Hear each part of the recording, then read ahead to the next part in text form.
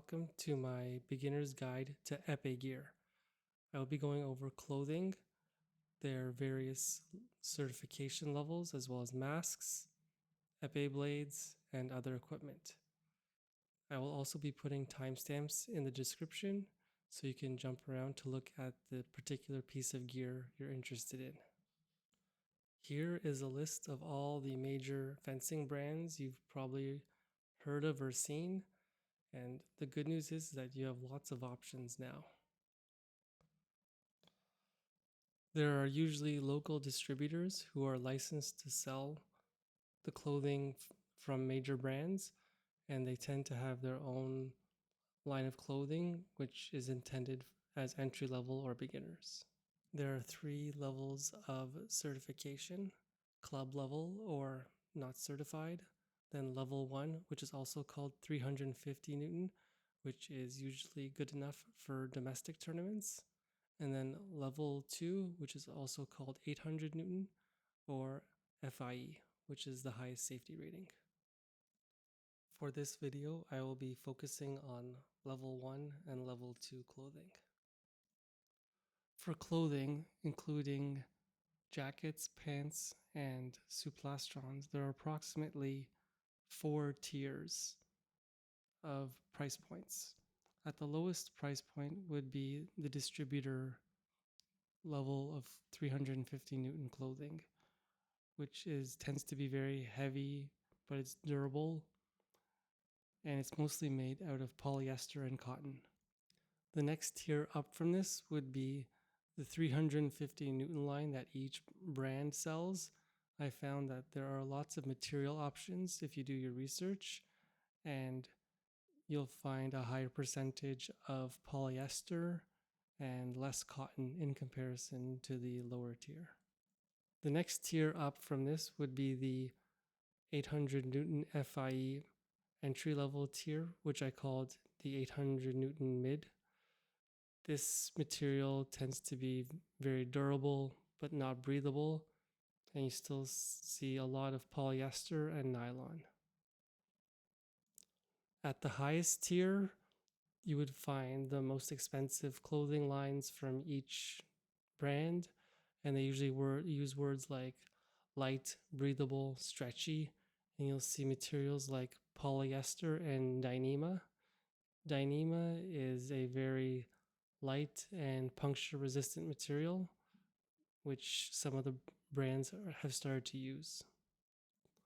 While this high-end clothing is lighter and more breathable, it also means that when you get hit, it may hurt more, but also that it is more packable, so it's easier if you're going to take it traveling. Be aware that when you are trying on clothing, that the different brands are all cut differently, so they all will fit slightly different, so you might prefer the cut of one brand over another. Don't be afraid to try on lots of sizes, and don't forget to wear your suplastron and chest protector when you're trying on clothing.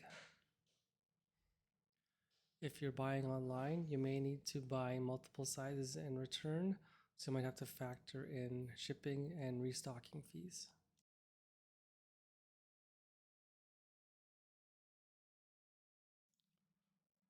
For masks, there is level 1, which is 350 newtons, and then there's level 2, which is 1600 newtons, or FIE. The number of features along with FIE certification will affect the price of the mask. A lot of masks will have removable parts which you can wash or replace, and some masks have a removable padding to adapt to your face as you grow. Like clothing, mask brands all have different shapes and materials, so it's important for the mask to fit well. You'll need to try them all on to see if they fit correctly, and you can always adjust the mesh if it just needs a slight change to fit your head.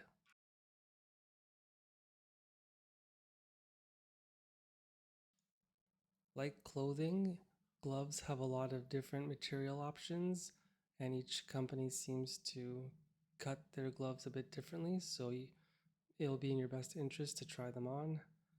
Don't forget to bring your epee and body cord when trying on gloves to see if it fits with all of your equipment.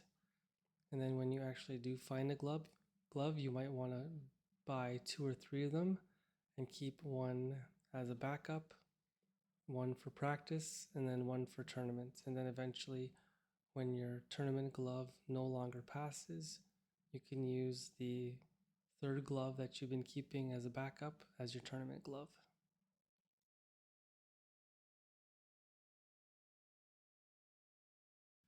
Chest protectors are mandatory for women, and it makes sense that you try them on to make sure that you have the best fit.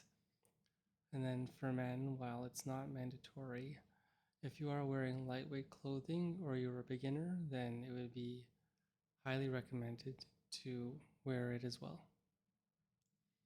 Now moving on to epee blades, there are 4 main manufacturers here on the screen. In the top left, working clockwise, is BF. Then it's Unique, which used to be called Folo.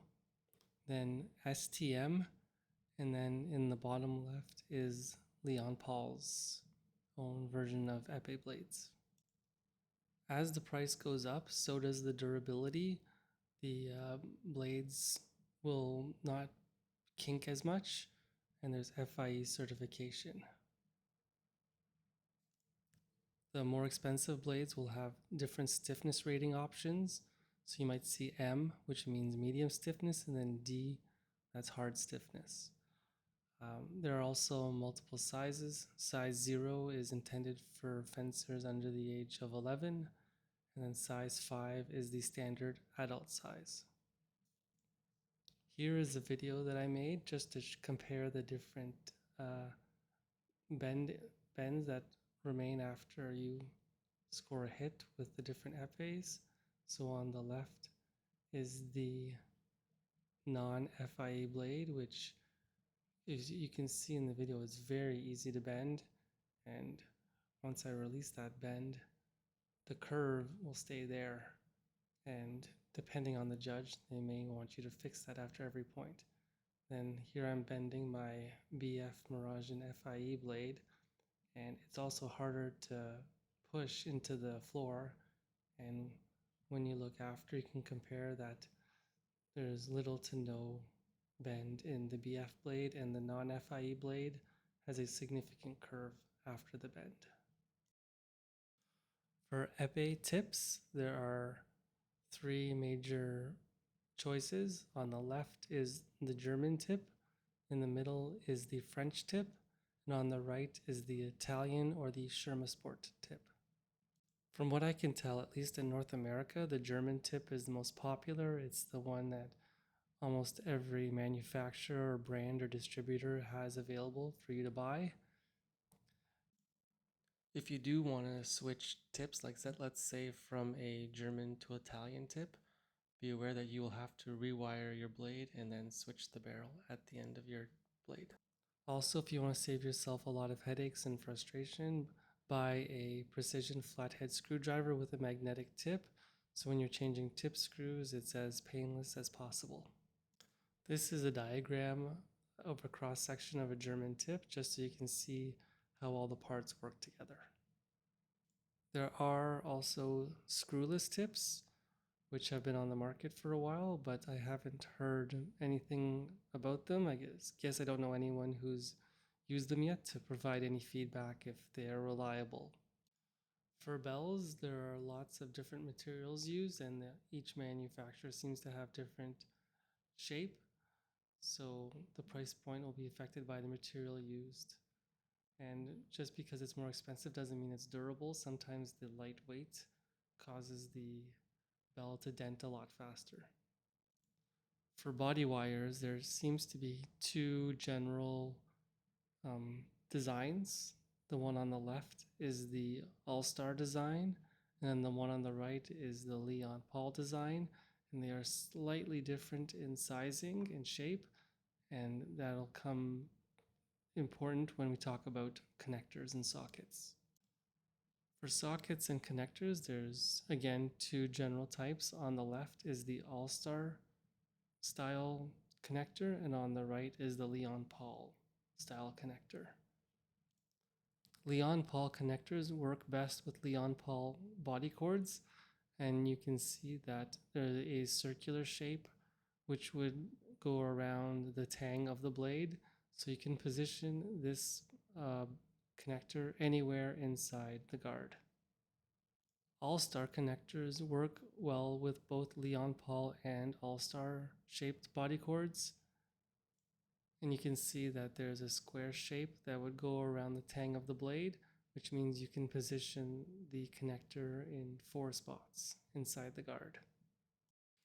Just to show you what I mean, here is a video of me holding an epee with a Leon Paul connector, and I'm inserting a Leon Paul body cord, and you can see that the little rubber ball goes easily over the body cord. Now I'm going to take an All-Star body cord. I'm going to plug that one in, and you can see that the little rubber ball has a bit of difficulty going over the little curve of the cord, so it can't secure itself in. The usual hack to fix this is to push the little rubber ball to the side, or to remove the rubber ball altogether and then put like a little piece of tape on the bar, and you'll see that it fits fine. While I was filming this, I took a different body cord just to try, and even though I pushed the rubber ball to the side, it still would not, the bar would not go over to secure itself. So that can be a bit frustrating, and you don't want that to be a distraction while you're trying to fence. So be aware that if you have a Leon Paul connector, that some of the body cords may not be easily compatible. Now here I am with an All-Star connector on another epee. I'm inserting an All-Star body cord, and you can see the rubber ball goes over no problem, fits securely. Now I will take the Leon Paul body cord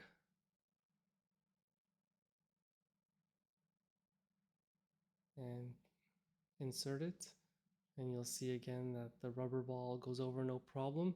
The fit is a bit looser, but it's highly unlikely that the body cord would ever come off during a bout.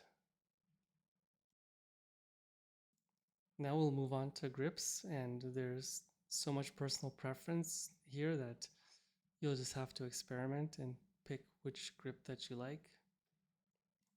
For French grips, there's lots of different shapes and lengths and pommels with different weights, but the most important thing is to be aware of the FIA rules for maximum length, which is 110 centimeters, including the whole blade.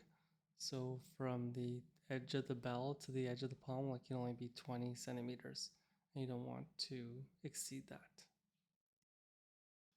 Also, the bend of the grip cannot exceed the radius of the bell, so you have to keep it, it can't be poking out past the guard, or else it's not FIA legal. For pistol or orthopedic grips, you really don't have to worry about the maximum length rule, but there is a rule that says that your thumb has to be within 2 centimeters of the guard.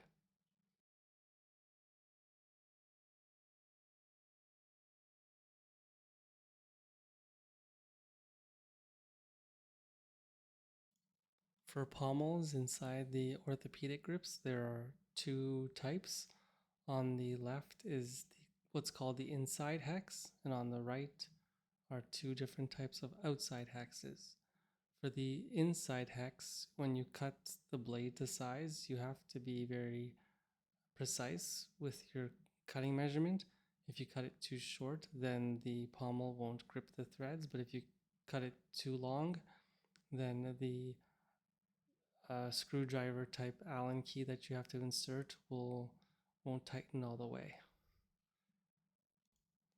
On the right are the outside hexes, which are kind of like your standard nut and bolt setup. And some fencers prefer this because you don't have to be as precise with your cut, and Some fencers even like having a longer blade within the grip so that they can move more weight to the back of the epee. For fencing shoes, there are lots of fencing specific shoes made by companies like Nike and Adidas, but a lot of new fencers tend to look at the indoor court shoes like the Asics on the screen here, where it's got enough cushioning for when you lunge, but not too much that you'll roll your ankle or your foot will slide forward in the shoe when you lunge. For fencing bags, there are lots of options. The four on the left are called shoulder bags, where you just can only carry them with the straps. And then the three on the right have wheels or are also called roll bags. Regardless of the style of bag that you choose, you can be assured that they're all made with high quality durable materials, so no matter which one you choose, it'll probably last you the length of your fencing career. The popular option for beginners is a shoulder bag like the one on the screen, where it has a very large compartment to put all of your epee gear and probably about 2 epees inside the bag. If you are storing your epee blades in the same compartment as your fencing whites, you might want to consider getting a fencing blade cover so that rust stains don't go on your fencing clothing. Another bag to consider is called a strip or a pieced bag. You can't bring your big roll bag or that shoulder bag to the piece beside you, but they do allow those pieced bags which can hold maybe 3 epees and then your body cords. When you decide that you need a bigger bag, there are lots of options, including the two on the screen. On the left is the big all-star roll bag with the pieced bag which attaches to it, and then on the right is the Leon Paul Vertex bag which has a shelf style, and it also has pieced bags that you can attach to it. If you start taking the plane for tournaments, then you might want to consider looking at the golf hard cases on the screen as well, which I have seen at North American Cups. As some final thoughts, I think you can tell that now there are lots of options for any piece of equipment. So the important thing is to get clothing and the masks and shoes that fit well, and then you can upgrade as you need to later on if necessary. And this, with all these options now, it's very easy to stay within your budget. If you want more information on how to select clothing, I've put 2 links down below which go into far more detail about purchasing each piece of equipment. Thanks for watching.